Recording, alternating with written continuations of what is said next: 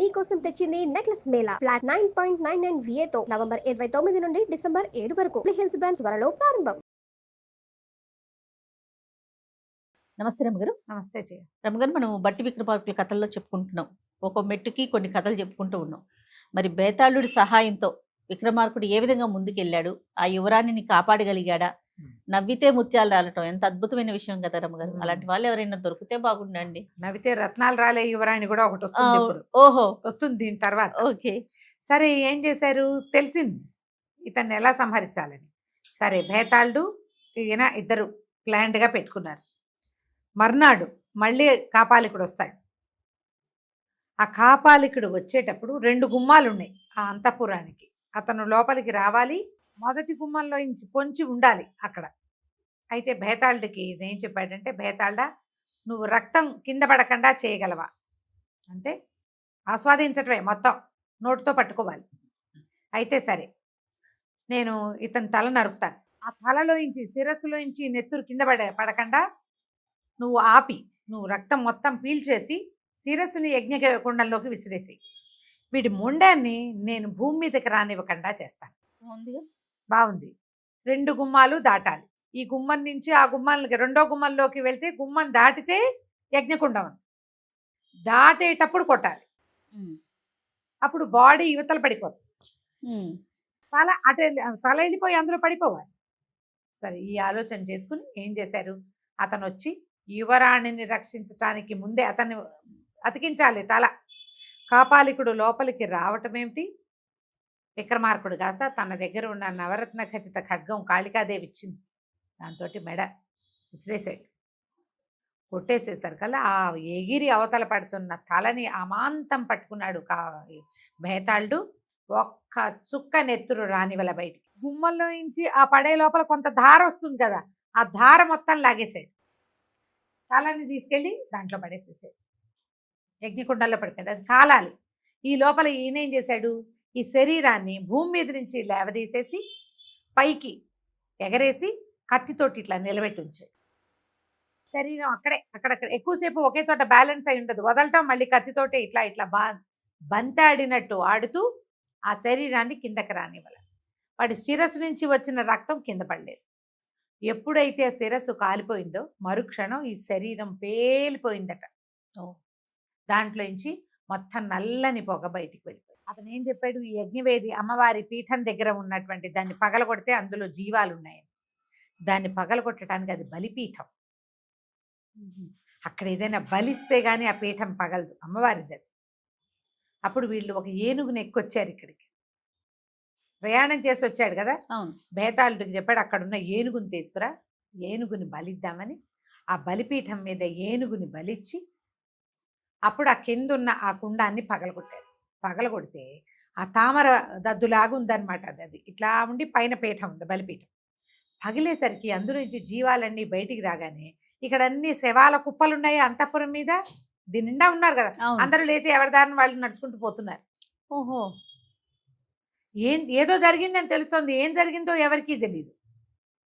అప్పటికి వాళ్ళు అలా పడిపోయి కొన్ని నెలలైంది. తేడా తెలుస్తోంది ఏదో, కానీ ఏమిటో తెలియటం. రాజుకు కూడా జీవం వచ్చేసింది. మౌక్తికాంబని బతికిచ్చాడు. ఆమె మెడ అంటించారు. ఆ మంత్రదండంతో మెడ అతుక్కుపోయింది. ఆమె లేచింది. లేచి తండ్రి దగ్గరికి వెళ్ళింది. తండ్రి అడిగాడు, అమ్మా ఏం జరిగింది? ఆ ముని వచ్చాడు కదా, ఆయన ఏదో ఉపద్రవానికి పూనుకున్నట్టుగా కనపడింది, ఏం జరిగిందంటే ఈ మొత్తం కథ అంతా చెప్పాక విక్రమార్కుడు తన ఒరిజినల్ స్వరూపంతో వీళ్ళకి కనపడ్డాడు. నేను రాజా విక్రమార్కుడిని చెప్పాడు. వాళ్ళు ఎంతో సంతోషించారు.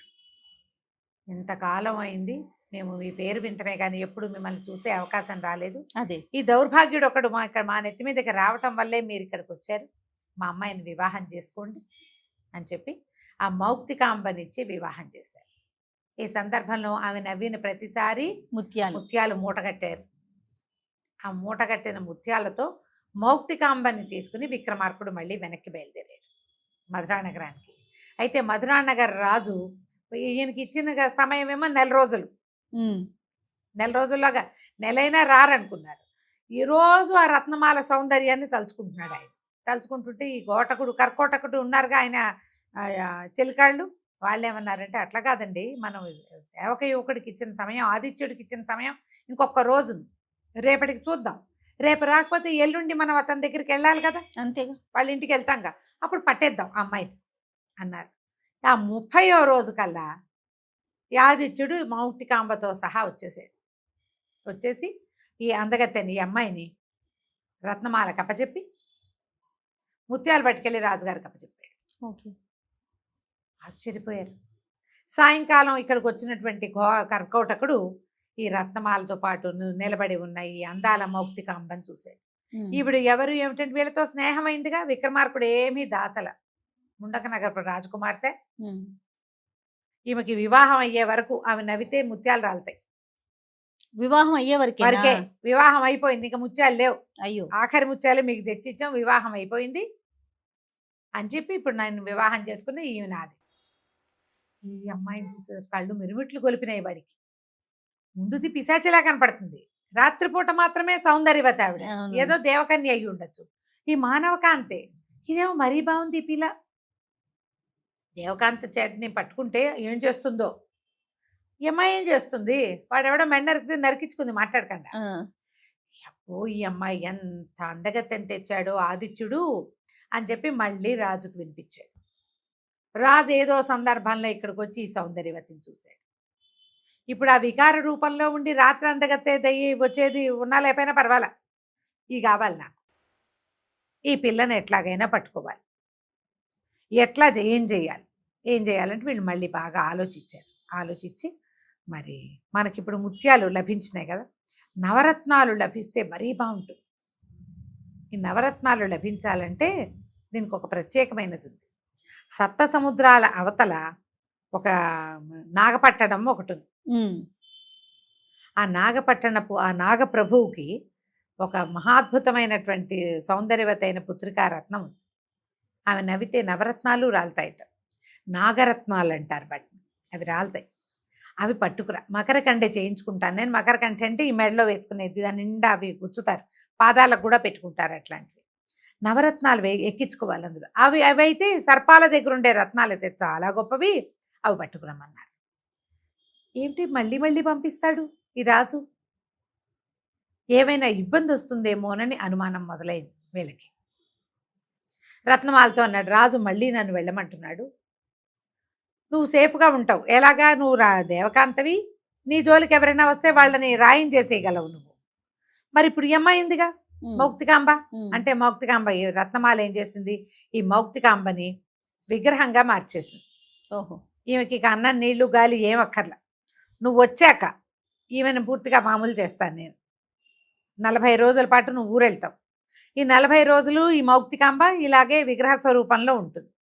నా జోలికి ఎవరు వచ్చినా వాళ్ళ సంగతి నేను చూస్తాను. నాకైనా కాపలాకి అనంతుడు వాళ్ళు ఉన్నారు.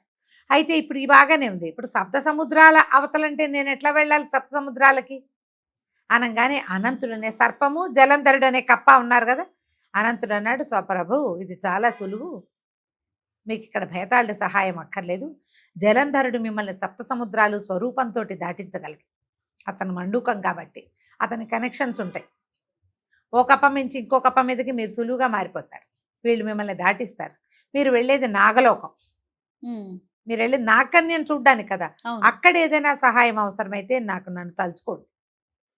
ఈ నాగలోకము అని చెప్పబడేటువంటి దీపానికట మొత్తం చుట్టూతా విషపు గన్నులు ఉంటాయట. అక్కడి నుంచి విషం ఇట్లా పైకి వస్తూ ఉంటుంది. అందులోకి వెళ్తే ఆ కాలకూట విషం ఊపిరాడకి చచ్చిపోతారు. సప్త సముద్రాలు దాటినా ఆ నాగలోక ప్రవేశం సులువే కాదు. ఆ నాగపట్టణంలోకి వెళ్ళలేరు సామాన్య మానవుల వల్ల, అసలు కాదు. మీకు అక్కడ ఏ సహాయం అవసరమైనా నేను వస్తాను, నన్ను తలుచుకోండి, నేను వచ్చేస్తా అని చెప్పి ఈ జలంధరుడి సహాయంతో సప్త సముద్రాలు దాటి వెళ్ళాడు రాజుగారు. సప్త సముద్రాలు దాటాక ఒక పట్టణానికి చేరాడు. అక్కడి నుంచి నాగపట్టణం ముందనమాట. ఇది నాగపట్టణానికి వెళ్ళడానికి కూడా ఉపాయం కావాలి. ఈ సముద్రాలు దాటిన తర్వాత అక్కడ ఒక ద్వీపంలో ఒక ఇంటి దగ్గర ఆగాడు. ఒక పూటకోళ్ళమ్మ ఆవిడ. ఈ పూటకోళ్ళ ఒక అవ్వ అలా ఉంది. ఒక పెద్ద ఆవిడ భోజనం పెట్టింది ఇతనికి, విక్రమార్కుడు. భోజనం చేశాక ఆవిడ ఏదో చాలా దిగులుగా ఉంది. కొంచెం 4 అయ్యేసరికల్లా మధ్యాహ్నం భోజనం అయింది. ఒక 2 గంటలు భోజనం అయిన తర్వాత ఆవిడ ఒక మూలకు వచ్చింది, ఏడుస్తుంది. ఏడుస్తుంటే విక్రమార్కుడు అడిగాడు, ఎందుకు అవ్వ ఏడుస్తున్నావు, ఏమన్నా ఇబ్బందిగా ఉందా, నీకేమన్నా సహాయం కావాలి, నీకేం కావాలంటే నేను అది చేస్తా, చక్కటి భోజనం పెట్టావు, నువ్వు చెప్పు నీకేం కావాలంటే. నాకేం కావాలి నాయన, ఈ ఊర్లో ఒక పెద్ద సమస్య వచ్చింది, మా రాజుగారికి 4 కూతుళ్ళు, అందులో పెద్దమ్మాయి పేరు మత్స్యమాల. రాజు మత్స్యమాలకి వివాహం చేశాడు. వివాహం అయిన రోజు రాత్రి పెళ్లి కుమారుడు చనిపోయాడు. ఓహో. ఆ తర్వాత ఆయన ఎన్నిసార్లు వివాహానికి తలపెట్టాడు. ప్రతి రాత్రి పెళ్లి కుమారుడు మరణించడం. పగలు వివాహం అవుతుంది, రాత్రి పెళ్లి కుమారుడు చచ్చిపోతాడు. తెల్లవారేసరికి చచ్చిపోతున్నారు. అయితే ఎవరో ఒక అదృష్టవంతుడి వల్ల ఈ అమ్మాయికి ఈ పరిస్థితి తప్పుతుందని జ్యోతిష్యం చెప్పబడింది. ఆ అదృష్టవంతుడు ఎవరో చూడ్డానికి ఇంటికి ఒక కుర్రాన్ని చొప్పున తీసుకెళ్లి పెళ్లి చేస్తున్నారు. వాడెవడో తెలియదు. ఇప్పటిదాకా వెళ్ళిన వాళ్ళంతా పోయారు. ఇవాళ రాత్రి వంతు మా అబ్బాయిది. చాతుర్వర్ణాల వాళ్ళని ప్రయత్నం చేశారు. ఎవడో అదృష్టవంతుడు, అదేలేండి, సామాన్య యువకుడి వల్లే ఈ సమస్య తీరుతుందని కూడా చెప్పబడింది. మీరు సామాన్యులం కాబట్టి మా పిల్లల్ని సెలెక్ట్ చేసుకుంటున్నారు. ఇవాళ రాత్రి మా అబ్బాయిది, రేపొద్దున బతికొస్తాడో రాడో, వీడు అదృష్టవంతుడు అవునో కాదో, ఇప్పటిదాకా వీడు అదృష్టం ఎక్కడా నిరూపించబడలేదు నాయన అనేసరికల్లా విక్రమార్కుడు అన్నాడు, ఏదో ఉంది విశేషమని, నువ్వు కంగారు పడకవా, నాకు పొద్దున భోజనం పెట్టావు, ఏదో దేశదిమ్మరిగా వచ్చా, మీ అబ్బాయి బదులు నేనుంటా, చూద్దాం ఏమవుతుంది అంటే. ఆవిడ లబలబడాడింది. ఇప్పుడు నా కష్టం తీరటం నాకు కావాలి, కానీ ఎవరో పరాయమ్మ కన్న బిడ్డ దేశదిమ్మరివి, నువ్వు ఏ దేశంలో నుంచో వచ్చి ఒక్క పూట అన్నం పెట్టిన భాగ్యానికి చచ్చిపోవటానికి వెళ్తావా నాయన నువ్వు అంటే. పర్వాలేదవా, నేను చచ్చిపోతానని భయపడకు, నువ్వు ప్రయత్నం చేద్దాం, నా వల్ల కాకపోతే పారిపోయి వచ్చేస్తా అని ఆవిడ్ని నమ్మించాడు. సాయంకాలం అయ్యేసరికల్లా మర్నాడు పెళ్ళి, పొద్దున్నే పెళ్లి చేస్తారు, రాత్రికి ఇది సామాన్లన్నీ వచ్చినాయి. వివాహానికి పెళ్లి కుమారుడికి కావాల్సినవన్నీ అవన్నీ పెట్టుకుని వాళ్ళు గుర్రం రథం అవి పంపిస్తే దాని మీద ఎక్కి వెళ్ళిపోయాడు విక్రమార్కుడు రాజుగారి కోటకి.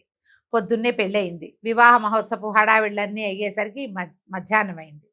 సాయంకాలం భోజనం పెట్టారు. చీకటి పడే వేళకి అంతఃపురంలోకి పంపించారు. రాజకుమార్తె వస్తుంది. ఈయన అంతఃపురం అంతా చూశాడు. ఇక్కడ ఏది ప్రమాదంగా కనిపిస్తున్న వ్యవహారం ఏదీ లేదు. క్లూ ఏం కనిపించట్లేదు.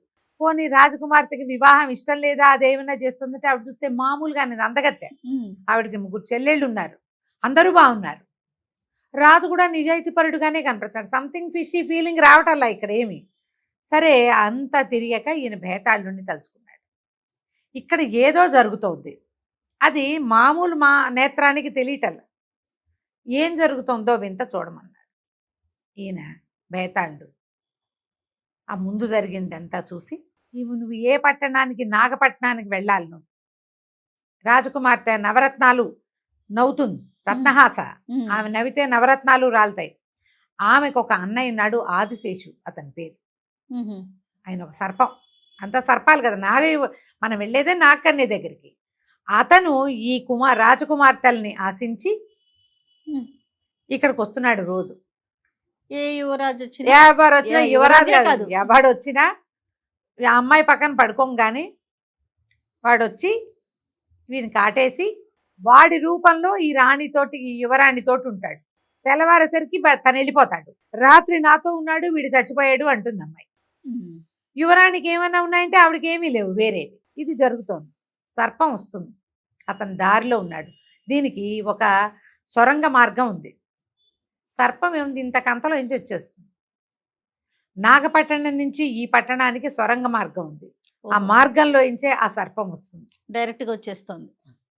ఈ కుమార్తెని, రాజకుమార్తెని అవైల్ చేస్తున్నాడు వాడు, సర్పరాజు. వీళ్ళని చంపేస్తున్నాడు. సర్పం లోపలికి వచ్చినప్పుడు, చంపద్దు, నీకు అక్కడ పనుంది, నాగపట్టణంలో పనుంది కదా, తోక మాత్రం కత్తిరించమని చెప్పాడు భేతాళుడు. సరే, ఈయనేం చేశాడు, మంచం మీద పడుకున్నాడు. కాసేపు అయ్యాక యువరాణి వచ్చింది. యువరాణి రాగానే ఆవిడిట మంచం మీద సాగోరు పడుకోగానే నేను ఇప్పుడే వస్తానని ఇతను ఏం చేశాడు, లేచి అవతలకి వెళ్ళిపోయాడు. వెళ్ళి ఒక మాటున్న దాగి ఉన్నాడు. ఆ లోపలికి వచ్చిన యువరాణి కళ్ళు మూసుకుంది, నిద్రపోయింది. ఈ లోపలికి వచ్చిన సర్పం వచ్చింది, మంచం మీదకి ఎక్కితే మంచం మీద యువరాణి ఒకతే ఉంది. సర్పం అటు ఇటు చూస్తుంది. పక్కనే దాక్కున్న విక్రమార్కుడు లంఘించి ఆ తన దగ్గర ఉన్న చంద్రహాసంతో పాము తోక కొట్టేశాడు. కొట్టేయంగానే బుస్సుమంది కానీ తోక తెగేసరికల్లా నెత్తురు గారిపోతుందా, దానికి రిపేర్ చేసుకోవాలి. పరిగెత్తుకుంటూ నాగరాజు వెనక్కి వెళ్ళిపోయాడు. ఈయన పోయి యువరాణిని పలకరించాడు. ఆవిడ ఒక కునుకు తీసింది. కళ్ళు తెరిచి చూసేసరికల్లా కనపడుతున్నాడు. రోజు రాత్రి జరుగుతోందిగా. అతనితో మాట్లాడి కబుర్లు చెప్పుకుని హాయిగా భార్యాభర్త మాట్లాడుకుని నిద్రపోయారు. తెల్లవారు లేచేసరికల్లా యువరాణి నవ్వుతూ నిద్ర లేచింది. పక్కన ఉన్నవాడు జీవించే ఉన్నాడు. ఎంత ఆశ్చర్యపోయారు వాళ్ళు, ఎట్లా జీవించున్నాడు. అప్పుడు ఈయన తన స్వరూపాన్ని వాళ్ళకి తెలియజేసేసరికల్లా ఈ రాజకుమార్తెలు ముగ్గురు కూడా మాకు కూడా ఇతనే భర్తగా కావాలని తండ్రిని కోరుకున్నారు. సరే, 4 రాజకుమార్తెలతోటి వివాహం అయింది విక్రమార్కుడికి. రాజకుమార్తెల 4తో కొద్ది రోజులు ఇక్కడ ఉన్నాడు. ఉన్నాక అనంతుణ్ణి పిలిచి నువ్వు నాగపట్టణానికి వెళ్ళి ఆ రాజుతోటి మాట్లాడాలి, మనకి ఈ నవరత్నాలు కావాలి అక్కడి నుంచి. అప్పుడు ఈ అనంతుడు ఏం చేశాడు, ఈయన మొదటికి నిజానికి గంధర్వుడు సర్పరూపంలో ఉన్నాడు కదా. అప్పుడు ఇక్కడికి వచ్చి ఇక్కడి నుంచి నాగపట్టణానికి వెళ్ళాడు. వెళ్ళి విక్రమార్క మహారాజు మీ పొరుగునున్న నగరపు రాజకుమార్తెలు 4 వివాహం చేసుకున్నాడు. మరి ఆయనకి మీ కుమార్తెని వివాహం చేసుకోవాలని ఉంది, మీరు సరేనంటే మీ దగ్గరికి వస్తాడు అనేసరికల్లా ఆయన చాలా ఆనందించాడు. విక్రమార్కుడు స్వర్గానికి వెళ్ళి దేవేంద్రుడి దగ్గర నుంచి సింహాసనం తెచ్చుకున్నవాడు. అలాంటి వాడితో కొంతకాలమైన, ఎందుకంటే ఈ నాగరాణులు వీళ్ళందరికీ జీవితం పెద్దది. అంత వయసు వచ్చేదాకా మానవులు ఉండరు. అదే మానవులతో ఒకవేళ వాళ్ళు నాగకన్యలు వివాహాలు చేసుకున్నా వాళ్ళు పోయాక వీళ్ళు వచ్చేస్తూ ఉంటారు వెనక్కి. అలా జరుగుతాయి కొన్ని కథల్లో. ఈయన 2000 సంవత్సరాల జీవిత పర్యంతం కలిగిన వాడు, 1000 ఏళ్ళు బతికే అవకాశం ఉంది కదా. కాబట్టి అట్లాంటి విపరీతమైన వరాలు ఉన్న వాడితోటి వివాహం మాకు కూడా సమ్మతమే, మా రత్నహాసన్ ఇచ్చి పెళ్లి చేస్తాము రమ్మన్నారు. రమ్మనేసరికల్లా మరి మీ నగరం చుట్టూతా విషపు బావులు ఉన్నాయి కదా, బతికే అవకాశం ఉన్నా కూడా విక్రమార్కుడు మానవుడు, ఆయన మీద విషం ప్రభావం చూపిస్తుంది. అవును అనేసరికల్లా రాజన్నాడు, మాకే అభ్యంతరము లేదు, మేము ఆ గనులన్నింటినీ ముయించి విక్రమార్కుడు వచ్చే దారి సరి చేయిస్తామన్నాడు. దారి సరైపోయింది. విక్రమార్కుడు 4 భార్యలతోటి వెళ్ళి ఆ రత్నహాసని పెళ్లి చేసుకుని ఆమె నవ్వినప్పుడల్లా రాలిన నవరత్నాలన్నీ మూటగట్టించి అవి పట్టుకుని మళ్ళీ వెనక్కి వచ్చేసాడు. మధురా నగరానికి వచ్చాడు. నవరత్నాలు చూస్తే పెద్ద బస్సంచీడు వచ్చినాయి. ఎంతో మళ్ళీ 5 అమ్మాయిలు వచ్చారు. 5 అందగత్తలే, ఏం చేయాలి? సరే, వాడు రాజు వైపు బాధపడుతున్నాడు. ఈ 4 రాజకుమార్తెలతోటి నాగకన్యతోటి ఈయన నగర ప్రవేశం చేసేసి తనకిచ్చిన భవనంలోకి వెళ్ళాడు. వికృత రూపంలో ఉన్న రత్నమాల ఎదురైంది. ఈయన లోపలికి రాగానే గబుక్కున్న రత్నమాల చేతులు పుచ్చుకుని, అబ్బా రత్నమాల నేను ఎంతో మిస్ అయ్యాను అని చెప్పాడనమాట. నీవు లేకుండా 40 రోజులు ఎట్లా గడిపానో నేను, నీ చేతి అన్నము లేదు, నీ పరిష్వంగము లేక నేను చిక్కిపోయాను రత్నమాల అని ఆమెను కవగిలించుకున్నాడు. ఆమె చూస్తే పరమ వికృత స్వరూపిణి. ఈ నాగకన్య ఆశ్చర్యపోయింది, ఇంత వికృత స్త్రీని ప్రేమించటం ఏమిటి ఈయన? నేనే చాలా అందగత్తెని, పైగా నేను నవ్వితే నవరత్నాలు రాలుతాయి. ఇక్కడ తీసుకొచ్చిన 4 రాజకుమార్తెలు ఒకళ్ళని మించిన ఒకళ్ళని అందగత్తెలు. అక్కడ ఒక విగ్రహ రూపంలో ఉంది, ఈయన వెళ్ళేసరికల్లా ఆవిడ మామూలుగా అయిపోయింది, ఆవిడ మరీ అందగత్తె. అందరిలోనూ చూస్తే పొద్దున చూస్తే రాత్రి కల్లోకి వచ్చేలాగా ఉంది రత్నమాల. ఈయన వీళ్ళందరినీ వదిలేసి నేను మిస్ అయ్యానని ఆవిడని గావలించుకుంటున్నాడు. చిరెత్తుకొచ్చేసింది ఆవిడ. రత్నమాల వంట చేసింది, ఆవిడ వండుతుంది బాగా. మధ్యాహ్నం భోజనం పెడితే నాగరాణికి అసలు తినబుద్ధే కాలేదు. ఆవిడ చేతితో అంత వికృత రూపిణి అయ్యేసరికి ఈమె చేతన్నం ఎట్లా మీరందరు తింటున్నారు, నేను తినలేకపోతున్నానంటే ఆయన నవ్వాడు. రత్నమాల సహజ రూపం నీకు తెలీదు అని ఈమెకు చూపించాలి నువ్వన్నాడు. ఆ లోపల నుంచి వచ్చిన అప్సరసను చూసి నిర్ఘాంతపోయారు అమ్మాయిలంతా. ఇదే ఈమె ఒరిజినల్ స్వరూపం. ఇంత అప్సరస దేవయోని అయినదే ఈయనని కావాలని విక్రమార్కుడితోటి ఉంటే మానవ మాత్రంలో మనమెంత, ఓ నాగకన్య అయితే మాత్రం ఎంత, దేవకన్య ఇంకా గొప్పది కదా. ఎంతో సంతోషంగా ఉన్నారు ఈ 6-7 రాజకుమార్తెలు. 5, 2, 7 ఉన్నారు ఆడవాళ్ళు. చాలు ఆయనకి చాలు. అట్లాంటి వాడు. మరి ఆ కాలం అలాంటిది. అయితే ఇంతమంది కన్యలు ఉన్నారని తెలిసేసరికల్లా ఇంకా ఆగలేకపోయాడు ఆ మధురా నగరపు రాజు. ఒకనాటు రాత్రి కర్కోటకుడు వచ్చాడు. ఈ అనంతుడు ఆయనకి పర్మిషన్ ఇచ్చాడుగా, లోపలికి ఎప్పుడు పడితే అప్పుడు వచ్చేస్తారు. లోపలికి వచ్చాడు. కాసేపు అవి వీళ్ళని చూశాక బయటికి వెళ్ళిపోయి రాజుగారిని వెంట పెట్టుకొచ్చాడు. ఈ అనంతుడికి తెలియదు. నేను ద్వారం తలుపేసుకోనా అని అడుగుతాడు ప్రతిసారి. తలుపేసుకోమంటే ఆ అనంతుడు స్వరూపంతో నిద్రపోతున్నాడు. ఈ లోపలికి వచ్చిన రాజు, ఈ కర్కోటకుడు ఇద్దరు ఈ అనంతుడి తోక తొక్కేశారు. ఆయన పాము స్వరూపంలో పడుకుంటాడు. ఎప్పుడైతే తోక మీద కాలు పడిందో ఆటోమేటిక్గా పడగలేస్తుంది సర్పానికి. అతని కోరలు గుచ్చుకుని కర్కోటకుడు రాజు ఇద్దరూ పడిపోయారు. బుసలు వీళ్ళు దెబ్బ తగలంగానే వచ్చినటువంటి కేకలు వినేసరికల్లా ఏదో గలాభా జరుగుతుందని విక్రమార్కుడు లేచి బయటకు వచ్చాడు. కర్కోటకుడు రాజు ఇద్దరు పడున్నారు నేల మీద, విషయం ఎక్కిపోతారు. అనంతుడు తలదించుకున్నాడు. క్షమించండి ప్రభు, కావాలని చేయలేదు. ఆయన వెళ్ళిపోతానంటే నేను తలుపేసుకుని నా స్వరూపాన్ని పొంది నిద్రకు పడ్డాను. వీళ్ళు రావటమే నా తోక మీద కాలేశారు. అసంకల్పితంగా జరిగిపోయింది. ఇప్పుడు ఏం చేయమంటారు అన్నాడు. విక్రమార్కుడు అన్నాడు, కర్కోటకుడిని చంపకూడదు. ఎందుకంటే వాడు భృత్యుడు. రాజుకి ఇష్టమైంది చేయటమే వాడి కర్తవ్యం. వాడు కరెక్ట్గా చేస్తున్నాడు. వాడిని బతికించు. రాజుని చంపద్దు. మనం ఈయన ఆశ్రయించి వచ్చాం. కానీ ఇతను తన సేవకుడి భార్యల్ని ఆశించి వస్తున్నాడు. తప్పు కదా. సేవకుడు అంటే కుమారుడితో సమానం. ఆయన పెట్టే తిండి కదా మనం తినేది. అంతేగా. ఒక ఓనరు, ఒక సర్వెంటు అంటే సర్వెంటు బిడ్డతో సమానం. ఎందుకంటే ఆయన పెట్టిన అన్నమే తింటాడు వీడు. కాబట్టి రాజుకి కాళ్ళు చచ్చిపడిపోవాలి, జీవించాలి. విషం లాక్కోమన్నాడు. అనంతరం ఏం చేశాడు, తన విషాన్ని ఉపసంహరించేశాడు. కర్కోటకుడు బతికి మామూలుగా అయిపోయాడు.